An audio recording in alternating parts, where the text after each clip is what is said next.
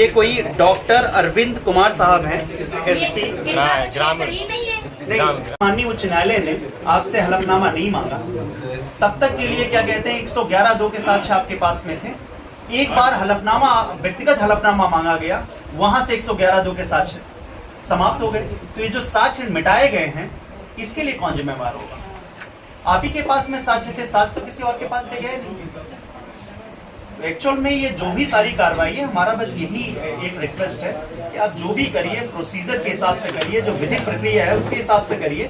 तभी आप इसमें, अगर आपका वास्तव में इंटेंट अच्छा है कि हम कोई कार्रवाई करना चाहते हैं, तो ऐसी करिए, विधिक कार्रवाई करेंगे तभी किसी को सजा दिला पाएंगे। अदरवाइज ऐसे ही लोग छूट जाएंगे, किसी का कंपाउंड हो जाएगा, कोई कहेगा साहब ये संज्ञेय अपराध है, कोई कहेगा साहब हमें यहाँ से नहीं इंदौर से गिरफ्तार किया गया था, ये कहकर के छूट जाएंगे और सरकार के ऊपर और भार पड़ेगा। देखिए, हमारे 2 ऑर्डर्स हैं।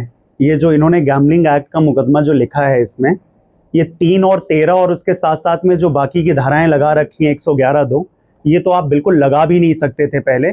और 3 और 13 जो आपने लगा रखी है, दोनों एक दूसरे के विपरीत हैं। 3 किसी और चीज के लिए, 13 किसी और चीज के लिए है। और पिछली बार जब ये सट्टा में पुलिस ने ये सब किया था, तो उस समय भी ये चीज जब कोर्ट के सामने आई थी, तब आपने धाराएं चेंज की थी। उसके बावजूद ये जानते हुए कि हाईकोर्ट के ऑर्डर्स हैं इसके पहले, तो आप 111(2) लगा नहीं सकते थे।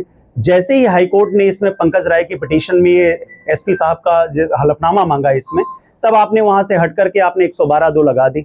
112(2) लगा भी दी, तो उसके बाद आपने रिमांड क्यों ले लिया? आपने, अगर कोई कानून है, आप विधिक प्रक्रिया से जाएंगे। आपने इतनी पूरी हाइप क्रिएट करके रखी और एक भी काम आपने एज पर प्रोसीजर नहीं किया।